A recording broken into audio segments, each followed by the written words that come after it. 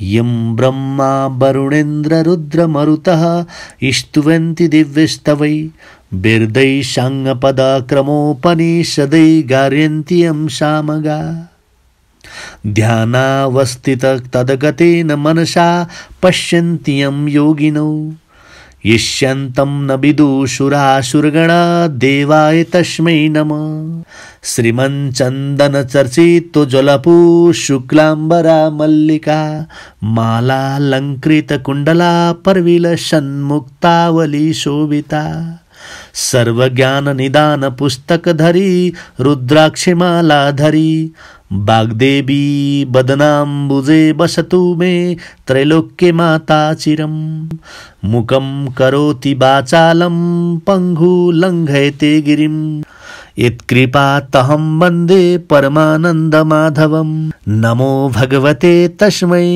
व्यासायामिततेजसे यस्ये प्रसादादेक्ष्यामि नारायण कथामिमां नारायणं नमस्कृतं नरं चैव नरोत्तमं देवीं सरस्वतीं व्यासं ततो जयमुदीरयेत। अथ चतुर्दशोऽध्याय। कुमारजी आज्ञा गर्नुहुन्छ हे अगस्त्य मुनि। त्यति भएपछि अघोर कालरात्रिले चारै दिशा ढाक्यो। केवल शिवको शयनकक्ष खोपी रत्न र हिमालयका जडीबुटी र नागमणि आदिको प्रकाशले झलमल्ल प्रकाशित छ।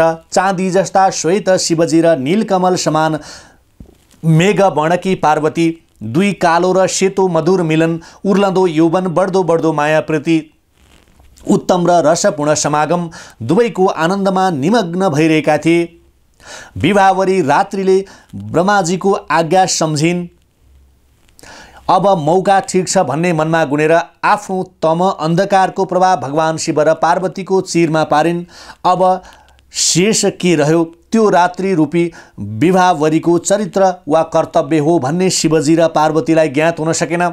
शिवजीले प्रियतमा पार्वतीसित प्रेमपूर्वक नै आज्ञा भयो, हे पार्वती, तिमी यो घोर निशा जस्तै काली, म स्वच्छ स्फटिक जस्तो गोरो। तिमी मेरो अङ्गमा टाँसिँदा सेतो चन्दन वृक्षको फेदमा बेरिएको काली नागिनी जस्तै देखिन्छौ।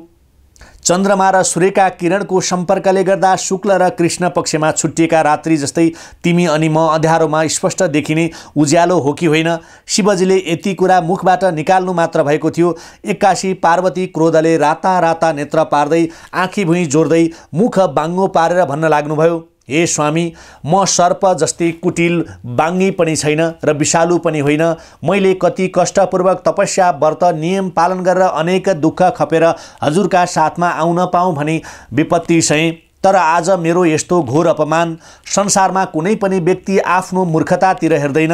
हजुर आफूतिर हेर्नुहोस्। हजुरको शिरमा बाङ्गो चन्द्रमा छ, त्यसै कारण हजुरको बुद्धि पनि बाङ्गिँदै गएको छ। घाँटीमा कालकुट विष र गहना भरेर शरीरभरि जताततै बेरेका सर्पहरूको स्पर्श र संसर्गले आफ्नै विषमय हुनुभएको छ। म पुषाको दाँत होइन र भगको नेत्र तथा दुर्वासाको दारी पनि होइन। म को हुँ भन्ने कुरा केवल सूर्यनारायणले जान्नुहुन्छ। हजुर स्वयं महाकाल हुनुहुन्छ भन्ने कुरा नजान्ने र नसुन्ने कोही छैनन्। मलाई काली भनेर आक्षेप गर्न हजुरलाई अलिकति पनि लाज तथा सङ्कोच लाग्दैन।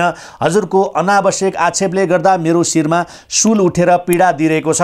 यस किसिमको धूर्ततापूर्ण अवमानमा सुनेर अब बाँचिरहने पनि कुनै प्रयोजन रहेन।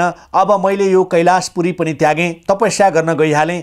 यस्तो पार्वतीको क्रोधले भरिएको तीखो बाणी सुनेर महादेव निकै आत्तिनुभयो र तत्काल समेत भएर प्रेमपूर्वक नम्र बाणीमा बोल्नुभयो, हे हिमालय सुता पार्वती, तिमीले मेरो कथनको तात्पर्य किन नबुझेकी? तिम्रा पिता पर्वत भएर पनि कति प्रसन्न चित्त हँसिलो हुनुहुन्छ। त्यस्ता व्यक्तिकी छोरी तिमी पो ढुङ्गा जस्ती हुन गयो। मैले ठट्टा गरेर प्रेमले पो तिमीलाई काली भनेको भयो। अब फेरि कहिल्यै पनि तिमीसित यो ठट्टा गर्ने छैन। भयो, नरिसाऊ, मलाई क्षमा गर, बरु हात जोड्छु। महादेवले यति नम्र भएर क्षमा माग्दा पनि स्वामीको हात हटाई हिँड्न लागिन्। त्यो चाला देखेर शिवजी पनि रन्केर भन्न लाग्नुभयो, हे पार्वती, तिमी त साँच्चै नै हिउँ जस्तै जड रहेछौ, हिमालयका बाटाहरू जस्तै बाङ्गी पनि रहेछौ भन्न पनि उचित ठान्दछु। फेरि हिमालयको टाकुरा झैँ अगम्य र दुसेव्य पनि रहेछौ। महादेवका यस्ता वचन सुनेर झन रिसले चुर भई पार्वती भन्न लागिन्, हे स्वामी, हजुर अर्काको निन्दा नगर्नुहोस्, बरु हजुर आफूतिर दृष्टि दिनुहोस्। सर्पको दुर्गुण बाङ्गिनु कुटिलता, हजुरको अङ्गमा लेपन गरेको दुर्गुण माधुर्य र स्नेहको न्यूनता वा अभाव, शिरको बाङ्गो चन्द्रमाको दुर्गुणभित्र पेट कालो हुनु, हजुरको वाहन साँडेको दुर्गुण अबुझ हुनु, मसानको दुर्गुण डर भए नहुनु, दिगम्बर रहनुको दुर्गुण केही घिन नमान्नु, यस्ता कति दुर्गुणहरू छन्। हजुरलाई विचार छैन भने म के भन्न सक्दछु? अर्काको अङ्गको जुम्रा देख्ने तर आफ्नो अङ्गको भैँसी नदेख्ने म यस्तासित कदापि बस्न तयार छैन। हिँडे भनी जब पार्वती महलबाट निस्कनु भयो अनि शिवका गणहरूमा हडबडी हुन लाग्यो। सहमा त्यही बिरक आइपुगे अनि दुई हातले पार्वतीका दुवै पाउमा समाई छाँद हाले रुँदै भन्न लागे, माता, हजुरलाई म जान दिन्न, फेरि मलाई यसरी छोडेर हजुर कहाँ जान लाग्नु भएको? अनि अन्य गणहरू पनि पछि पछि दगुन थाले। बिरक कराए, म पनि आएँ आमा, मलाई आफ्ना साथमा लैजानुहुन्न भने म ठुलो डाँडाको शिखरबाट हाम फालेर मर्नेछु। हजुर नभएपछि मलाई कसले माया गर्नेछ भन्दै पछि लागे। बिरकको स्थिति देखेर पार्वती टक्क रोकिनुभयो र बिरकलाई मुसार्दै दायाँ हातले चिउँडो उठाएर आफू पनि अलि तल निउरी माया गरेर भन्न लाग्नुभयो, बाबु बिरक, पहाडको टाकुराबाट हाम फाल्न पनि हुँदैन र मसित सँगै जान पनि हुँदैन। सुन, म किन जान लागेकी भने तिम्रा बाबाले मलाई काली भनेर अपमान गरे, हेला गरे। अत अब म तपस्या गरेर गोरी राम्री भएर आउनेछु। अवश्य म फर्किन्छु। म यहाँ नभएको मौका पाएर हिमालयकी एउटी कुनै गोरी भोटिनी त्यस घरमा ल्याउनुहोला। तिम्रा बाबाको मलाई कुनै भर लाग्दैन, मेरो राजा। अत तिमी यहाँ सावधान भएर चियो पहरा गरेर बस। म फर्केर नआएसम्म कुनै पनि स्वास्नी मानिसलाई महलभित्र बाबानिर जान नदिनु। कोही स्वास्नी मानिस भित्र पसी भने मलाई तत्काल सूचना दिइहाल्नु, अनि त्यसको उपाय म स्वयं गर्नेछु। त्यसरी कुरा बुझाएपछि बिरकको चित्त बुझ्यो र भने, हजुरको आज्ञा स्वीकार छ माता, तर तपस्या पुरा भएपछि अवश्य फर्किनुहोला। यहाँको विषयमा हजुरले कुनै चिन्ता गर्नुपर्ने छैन। म भएपछि यहाँ कोही पनि आउन पाउने छैन। यति बिरकको भनेपछि, बिरकको भनाइ सुनेपछि पार्वती तपस्या गर्न जानुभयो। तपस्या गर्न जाँदा बाटोमा पार्वतीको कुसुमा मोदिनी देवीसित भेट भयो। ती कुसुमा मोदिनीले पार्वतीलाई अङ्कमाल गरेर मिठो स्वरमा सोधिन्, हे पार्वती, तिमी कता र किन हिँडेकी? तिम्रो अनुहार पनि प्रसन्न देखिन्न, मुख पनि निन्याउरो छ। घरमा के भयो? फेरि तिम्रो साथमा कोही पनि छैन, किन हो? के भयो? त्यति सुनेर पार्वतीले भन्नुभयो, देवी, तपाईँ हाम्रो माइती घरको सम्मान्य हुनुहुन्छ। मलाई पनि तपाईँको धेरै माया लाग्छ र मेरो पनि तपाईँले विशेष माया गर्नुहुन्छ। अनि तपाईँसित मैले ढाँट्ने वा लुकाइ छिपाइ गर्ने केही कुरा नै छैन। मेरा स्वामी शङ्करजीसित निकै ठाकठुक भनौँ कि जङ्गा जङ्गी भनौँ पर्न गयो। उहाँले मलाई प्रत्येक कुरामा काली यस्ती उस्ती भनेर हेला गर्नुभयो। हे देवी, म तपस्या गर्न गइरहेकी छु र अब म गोरी भएर मात्र फर्कनेछु। जसरी मेरो माइली घरमा बसेर सबैको भलो गर्दै हुनुहुन्थ्यो, अब त्यसरी नै मेरा स्वामीको पनि हेरविचार गर्दै रहनुहोला। विशेष रूपमा अन्य कुनै पनि स्वास्नी मानिस महादेवको त्यो कैलाश भवनभित्र छिर्न नपाउन्। कदाचित कुनै उपायले पसिहालेछन् भने गुप्त रूपमा मलाई सूचित गर्न नबिर्सनुहोला।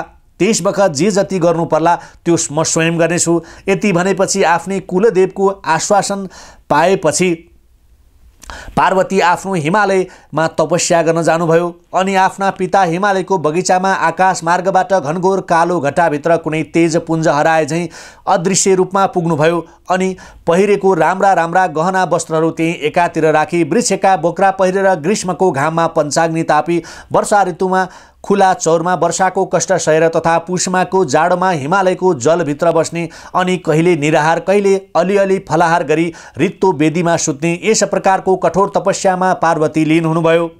पार्वतीले तपस्या गर्न बसेको थाहा पाएर त्यही मौका छोपी अन्धकासुरको पुत्र बकासुरको मित्र आडी नामको एउटा दानव पिताको शत्रु साधन गर्ने अवसर यही हो भनी एक्लै पारी बिताउने इच्छाले शिवको कैलाशपुरीमा आयो र भित्र जान विचार गर्दा ढोकामा बिरकलाई देखेर टक्क अडियो अनि आफ्नो पूर्वको कथा सम्झन लाग्यो। मेरा पिता अन्धकासुरलाई महादेवले मारेका हुन्, अब मैले पितृवधको साटो फेर्दछु भनी ब्रह्माजीको तपस्या गरे। अनि ब्रह्माजी मेरो तपस्याले प्रसन्न भएर वरदान दिन पाल्नुभयो।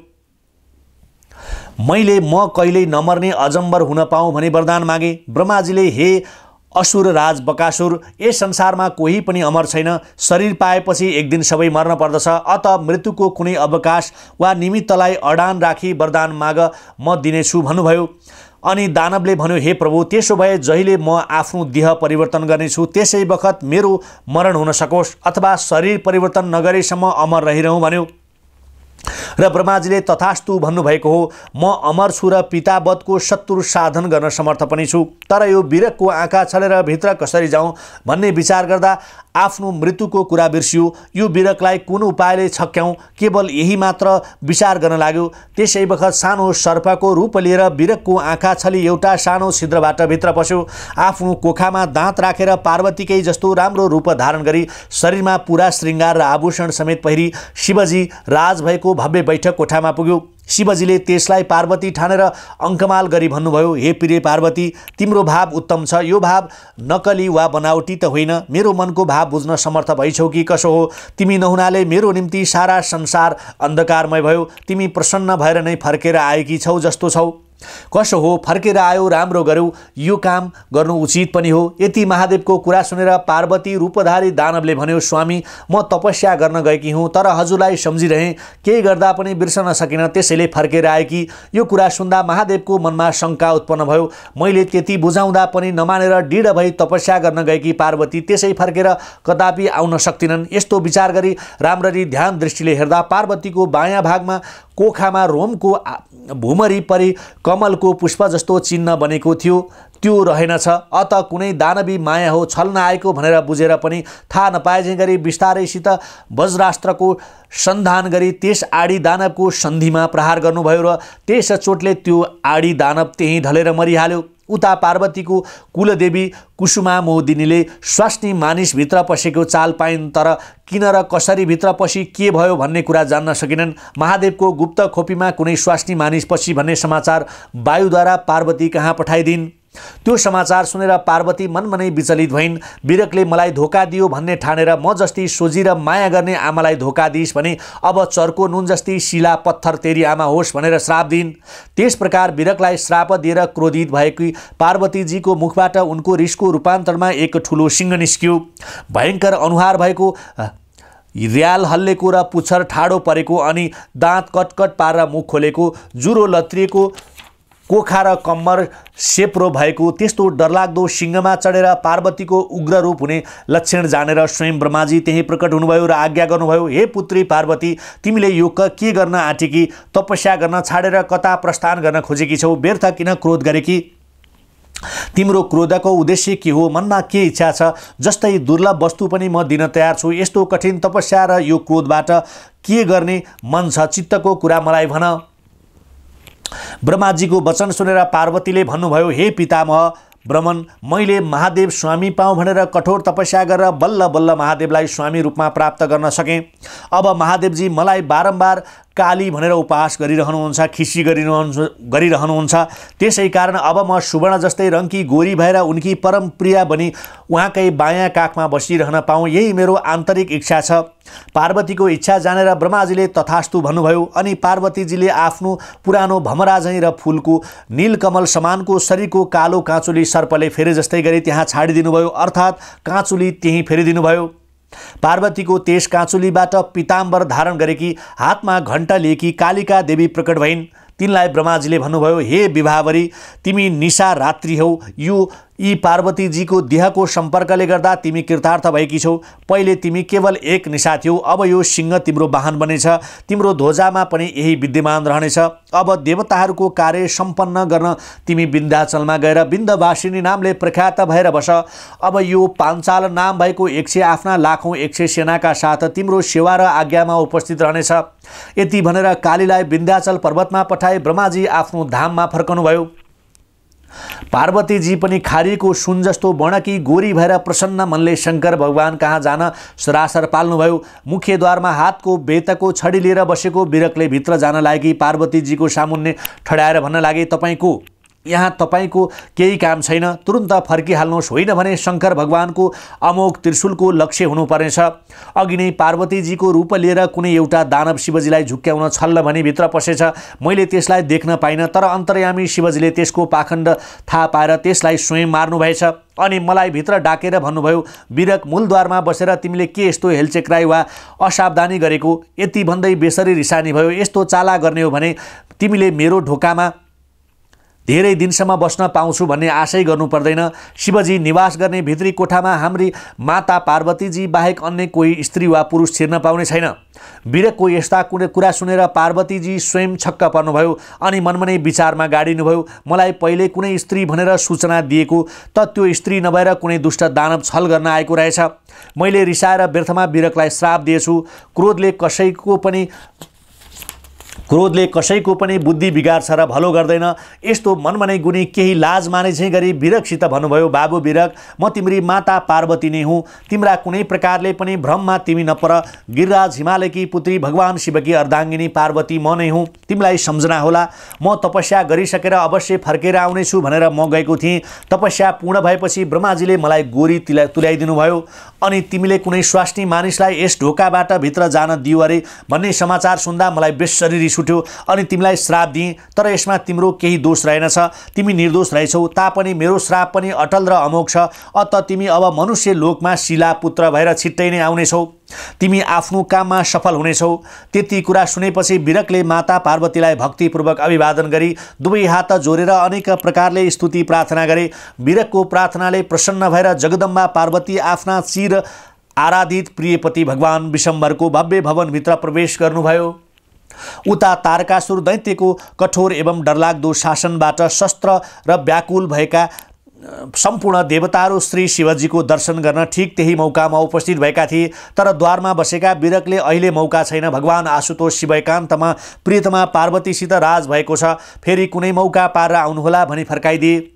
अनेक सहस्त्र वर्ष बितिसके शिवशक्तिको त्यो समागमरू प्रचण्ड कीडा निरन्तर अविराम गतिले चलिरहने सुरत देवताहरू आत्तिएर कहिले शिव पार्वतीको पुत्र उत्पन्न हुने होला अनि कहिले तारकासुर दैत्यको वध गर्ने अवसर मिल्ला र कहिले हामीहरू आफ्ना लोकमा निवास गर्न पाउनेछौँ भनी हतार गरेका थिए। यस कुराको राम्रो निदो गरेर छिट्टै आऊ भनी अग्निलाई पठाए। सुगाको रूप धारण गरेर सानो आँखीको झ्यालको छिद्रबाट अग्नि बिस्तारै भित्र पसे। त्यहाँ शिवजीलाई पार्वतीका साथ रति क्रीडामा मग्न भइरहेको स्पष्ट देखे। उता शङ्करजीले पनि सुगाको रूप लिएर आएका अग्निलाई देख्न साथ चिन्नुभयो र अलि झोकिएर आज्ञा भयो, हे अग्नि, मेरो यस्तो अपूर्व आनन्दको रस बसमा तिमीले विघ्न पारिदेऊ भने यसको फलस्वरूप तिमीलाई मेरो अमोघ वीर्य दिन्छु, हात थाप। अग्निले मनमनै विचार गरे, शिवको यो अमोघ वीर्य देवताहरूको त्यत्रो दैत्य वधरूपी कामको लागि सहर्षौं वर्षको अथक प्रयास त्यसै खेर फाल्नु अनुचित हुन जानेछ। यति विचार गरेर आफ्नो अञ्जलीमा थापे। शिवजीको आग्रहपूर्वक प्रेरणा स्वीकार गरे त्यो सबै अमोघ वीर्य पिइदिए। तर सबै देवताहरू अग्निमुख भएका हुनाले शिवको त्यो अमोघ वीर्य सबै देवताहरूका पेटमा भरिन गयो। अन्त्यमा ती सबैको पेट फोरेर शिवजीको त्यो वीर्य महादेवकै आश्रमको नजिक स्थित सरवनको बीचमा एकै स्थानमा एकत्र भएर त्यस वीर्य पुञ्जबाट एउटा दिव्य सरोवर तयार भयो। त्यो सबै कुरा थाहा पाएर पार्वतीजी त्यहाँ स्वयं आउनुभयो र मनलाई नै आकर्षित पार्ने स्वच्छ निर्मल जलको सरोवर, त्यसमा फुलेका अनेक प्रकारका कमल पुष्प पंक्षीहरूको मिठो कलरव, सरोवरको वरिपरि सुवर्णको बान्की परेका अनेक वृक्ष र लहरा देख्नुभयो अनि जल क्रीडाको इच्छा भएर आयो। पानीभित्र पसेर केही पौरनुभयो र खेल्नुभयो। सबै सखी सङ्गिनीहरूसित पानी छेपाछेप गर्नुभयो। त्यसपछि तटमा निस्केर वस्त्राभूषण पहिरी सबै सखीहरूसित केही बेर त्यहीँ राज भयो र त्यहाँको जलपान गर्ने इच्छा गर्नुभयो। पार्वतीजीको मनको भाव बुझेर सरोवरमा स्नान गरेका षट्कुत्तिकाहरूले त्यो पवित्र र निर्मल जल कमलको पातमा लिएर पार्वतीजी जहाँ बस्नुभएको थियो त्यही विश्राम स्थलमा आए। त्यो पवित्र सरोवरको जल देखेर पार्वती निकै प्रसन्न हुनुभयो। यो मौका सबै प्रकारले उपयुक्त र अनुकूल छ भन्ने विचार गरेर ती षट्कृतिकाहरूले पार्वतीसित विनम्र स्वरमा भने, हे भगवती पार्वती, यो जल स्वीकार गर्नुहोस्। यदि हजुरको गर्भबाट उत्पन्न बालक हामीहरूको समेत पुत्र मात्र स्वीकार गर्नुहुन्छ भने पवित्र जलपान गर्नुहोस्। तिमीहरूको वचन सुनेर पार्वतीले भन्नुभयो, हे देवी हो, मेरो गर्भबाट उत्पन्न बालक कसरी तिमीहरूको पुत्र हुन सक्दछ? पार्वतीको वचन सुनेर ती कृतिकाहरूले फेरि बिन्ती गरे, हे देवी, अवश्य हुन सक्दछ, किनभने हामीहरू आफ्ना एक एक अङ्ग प्रत्यङ्ग उत्तम रूपमा त्यस नवजात शिशुको देहमा मिलाइदिन तयार छौँ अनि जन्मेको बालक हामीहरूको समेत पुत्र हुन के बाधा पर्ला, किन असम्भव होला? त्यति कृतिकाहरूको भनाइ सुनि पार्वतीले आज्ञा गर्नुभयो, उसो भए तिमीहरूको यो प्रस्ताव मलाई स्वीकार छ। अनि तिमीहरूले ल्याएको कमलको पातको जल पार्वतीलाई पिउन दिए। गिरिजाले त्यो जल पिउनुभयो। त्यो पवित्र जल पार्वतीको गर्भमा पुग्नासाथ एउटा दिव्य शिशुको रूपमा परिणत भयो र पार्वतीको दाहिने कोखा फोरेर अद्भुत बालक त्यही उत्पन्न भयो। त्यो भर्खर जन्मेको बालकको तेजले चारैतिर प्रकाशित भएर झलमल्ल देखियो। त्यो सूर्य नारायणको तेज हो अथवा स्वच्छ सुनको कान्ति हो भन्ने भ्रम परे उपस्थित सबै छक्क परेर तर्क गर्न लागे। त्यो मण्डलाकार तेजको बीचमा हेर्दा शक्ति शूलसहित शस्त्रास्त्रहरूले सुसज्जित 6वटा शिर भएका एक दिव्य कुमारको स्वच्छ मूर्ति स्पष्ट देखियो। दुष्ट प्रकृति र उल्टो विचार भएका तथा आसुरी सम्पत्तिका पक्षधर दैत्य दानवहरूलाई मारेर दैवी सम्पत्तिको पोषण गर्ने हुनाले ती नवजात कुमारको नामाकरण संस्कार समेत अनुकूल अवसर देखिएकाले कुमार भन्ने नामाकरण गरी कुमार नामले विभूषित तुल्याए। यिनैको जन्म चैत्र कृष्ण अमावस्याको दिन भएको थियो। जन्म हुँदा नै यिनी 2 रूपमा जन्मेका थिए। चैत्र कृष्ण पञ्चमीका दिन देवराज इन्द्रले 2 रूपको एक रूप बनाए। चैत्र शुक्ल षष्ठीका दिन स्वर्गका प्रधान सेनापतिको पदमा ब्रह्मा विष्णु इन्द्र सूर्य चन्द्र अग्नि वायु आदि सम्पूर्ण देवताहरूले नियुक्त गरेर प्रधान सेनापतिको पदमा विधिपूर्वक अभिषेक पनि गरिदिए। अनेक खेलौना छत्र चामर वस्त्र चन्दन र अलङ्कारहरूले सुसज्जित पारे अनि इन्द्र महाराजले आफ्नी कन्या देवसेना दिएर विवाह पनि सम्पन्न गराए। अनि विष्णु भगवानले आफ्ना अमोघ शस्त्रास्त्र दिनुभयो। कुबेरले 10 लाख यक्षको सेना दिए। वायुले वाहन र अग्निको आफ्नो तेज दिए।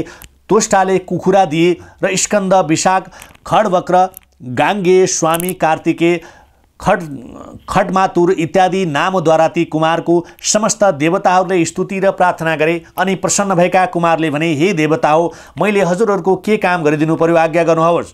कुमारले यसरी सोधेको सुनेर सम्पूर्ण देवताहरूले शिर नेउराई हात जोडेर विनम्र अनुरोध गरे, हे भगवान, हामी सम्पूर्ण देवताहरूको शत्रु र दुराचारी दुष्ट क्रोधी बलिया दैत्य दानवहरूले राजा बनेको त्यो तारकासुरले हामीहरूलाई असाध्यै दुःख दिएको छ। अब त्यस दुष्टलाई मारी हामीहरूको उद्धार गरिदिनुहोस्। देवताहरूको यस्तो कातर प्रार्थना सुनेर कुमारले आज्ञा गर्नुभयो, हे देवता हो, यस कामको लागि अब कुनै चिन्ता सुर्ता मान्नु पर्दैन। लोककण्टक बनेको त्यस तारकासुरको वध गर्न सेनाको व्यवस्था मिलाएर युद्धभूमिमा पठाउनु अथवा आउँदै गर्नु। त्यस तारकासुर कहाँ एउटा दूत पठाउनु पनि आवश्यक छ। म तत्काल गइरहेको छु भन्दै कुमारजी तारकासुरको वध गर्न भनी प्रस्थान गर्दा भए। उता देवराज इन्द्रले एउटा अलि तीखो बाणी र तीव्र स्वभाव भएको व्यक्तिलाई डाकेर जो भन्नुपर्ने कुराहरू सिकाए तारकासुर कहाँ दूतका रूपमा पठाए। त्यो दूत गएर तारकासुरलाई भन्यो, हे दानवराज, स्वर्गका महाराज इन्द्रको म दूत भएर आएको हुँ। अब उहाँको समाचार ध्यानपूर्वक सुन्नुहोस्। हे तारकासुर, तिम्रो शक्ति र सामर्थ्य जे जति छ त्यसको प्रयोग गर्ने समय आयो। आफ्नो सुरक्षामा जे गर्न सक्दछौ गर, किनभने समस्त संसारका प्राणीहरूलाई थिचेर दलेर तथा कुल्चेर एवं शोषण गरेर दानवी अत्याचारले तिमीले पापको जुन ढुकुटीभरि पारेर स्वयं आफूलाई एकमात्र यस संसारको अधिपति हुँ अथवा समर्थ हुँ भन्ने मनमा जुन अभिमान र घमण्ड गरिएका छौ र प्रभाव वा ठस्सा देखाइरहेका छौ, अब त्यो पापको अभिमानको र घमण्डको तीतो परिणामस्वरूप फल चाख्दिन भने पनि नचाखी नहुने समय उपस्थित भयो। म तिनै लोकको शासक र तारकासुर जस्ता अत्याचारी दुराचारी एवं आततायीको निर्मूल पारिदिन मेरो प्रधान कर्तव्य हो। देवराज इन्द्रको यस प्रकारको समाचार सुन्नासाथ क्रोधले राता राता आँखा पारेर आफ्नो समाप्तिको विषयमा अलिकति पनि विचार नगरेर त्यो तारकासुर चर्को स्वरले गर्जन लाग्यो। त्यो भगुवा इन्द्रको पौरुष के कति छ भन्ने मैले पहिले पनि अनेकौं पल्ट देखिसकेको छु। त्यो बुद्धिहीन इन्द्रलाई अलिकति पनि लाज छैन। बलवान तारकासुरको यस्तो कुरा सुनि दूत फर्केर गइसकेपछि तारकासुर आफ्नो मनमा नै विचार गर्न लाग्यो। कसैको पनि आडभर नपाई इन्द्रले मसित यस्तो स्फूर्तिको समाचार पठाउन सक्दैन। बारम्बार हार खाएर सङ्ग्रामबाट भाग्ने तथा हामी दानवहरूबाट पराजित भएको इन्द्र आज यस्तो कुरा गर्दैछ भने अवश्य पनि त्यसलाई कुनै बलियो सहयोग वा भर प्राप्त भए जस्तो बुझिन्छ। त्यसै मौकामा तारकासुरका चारैतिर अशगुन र कुलक्षणहरू देखिन थाले। पानी परे झैँ रगत वर्षने, आँधी र धुलो उड्ने, आँखा र पाखुराहरू फरफराउने, मनमा अत्यास हुने, मुख सुकेर आउने, परिवारको अनुहार मलिन देखिने, स्याल कुकुरहरू रुने र कराउने इत्यादि हुन थाले। यी अपशकुनका सङ्केत हुन्। त्यस्ता कुनै पनि कुरामा विचार नगरी आफ्नो चित्त नियन्त्रणमा राखेर त्यो तारकासुर निर्भय भइरहेको थियो।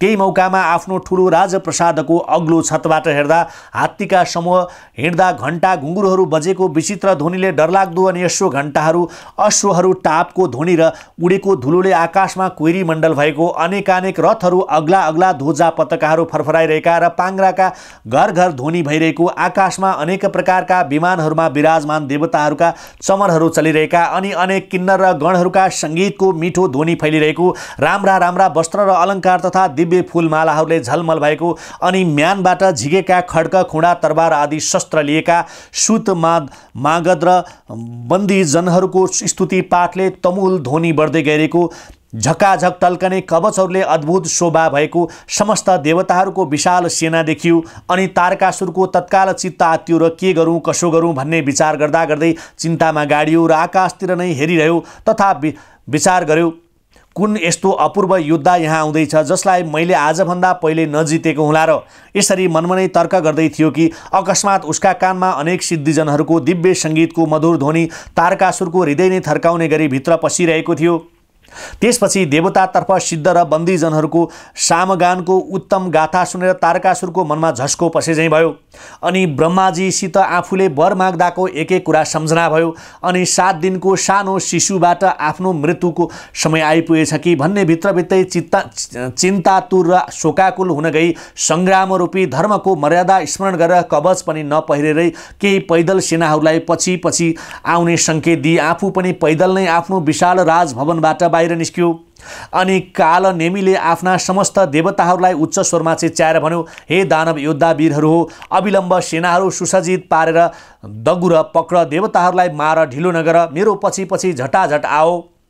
आफ्नो सामु आइसकेको अत्यन्त सुकुमार भएका कुमारजीलाई देखि भयङ्कर डरलाग्दो स्वरूपको त्यो तारकासुरले भन्यो, ए फुच्चे सानो बच्चा, के मसित लडाइँ गर्न मन छ? जाऊ ससाना बालकसित भकुण्डो खेल। तिमी जस्ता साना बालकले हामी जस्ता डरलाग्दा असुरसित युद्ध गर्न सुहाएन। हामी जस्ता पराक्रमी दानवहरू अघि कहिले देखेका थियौ तिमीले? के यो सङ्ग्रामको विधि र धर्म नजान्ने तिम्रो केटाकेटी बुद्धि के हो तिम्रो?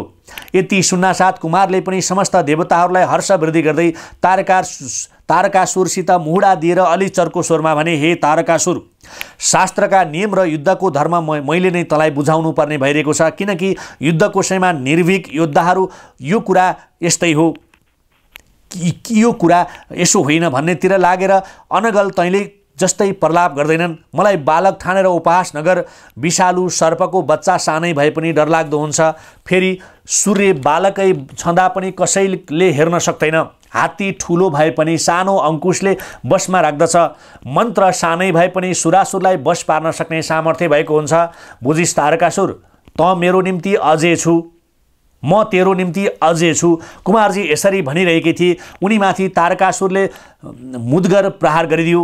कुमारले वज्रद्वारा त्यो मुद्गर विफल तुल्याइदिएर तत्काल फलामे भेन्दिपाल असुरले प्रहार गर्यो। त्यो पनि कुमारले हातले समातेर फालिदिए। अनि तारकासुरलाई ताकेर कुमारले एउटा प्रभावशाली गदा प्रहार गरे। त्यस गदाको चोटले तारकासुर कुनै वज्रको चोट परेको ठुलो पर्व जस्तै भयो र मनमनै कुमारलाई अजय वा दुर्जय मान्यो र आफ्नो काल प्रत्यक्ष सामुन्ने आइपुगेको स्थिति जान्ने बुझेर पनि क्रोधले रन्थनी रहेको थियो। अनि तारकासुर अलि लरखरिएको देखेर कालनेमी समेतका समस्त दैत्य दानवहरू एकपल्ट तम्सेर कुमारजीमाथि जाइ लागे। अनेक शस्त्र अस्त्रहरू वर्षा गरे, तर स्कन्द कुमारलाई कुनै पनि अस्त्र शस्त्रले छुन सकेन। अनेक दैत्य दानवहरू कुमारतिर तथा देवताहरूतिर झम्टन थाले। कुमारलाई त तिनका शस्त्र अस्त्रहरूले छुनै सकेनन्, तर अनेक देवताहरूका आकुल व्याकुल भएका पनि देखिए। देवगणको त्यस्तो स्थिति देखेर क्रोधित भएका कुमारले आफ्ना अमोघ शस्त्र अस्त्रहरू ती दैत्य दानवहरूमाथि यस किसिमले प्रहार गरे कि दानवहरूको विशाल सेना जहाँको तहीँ टक्क अडियो।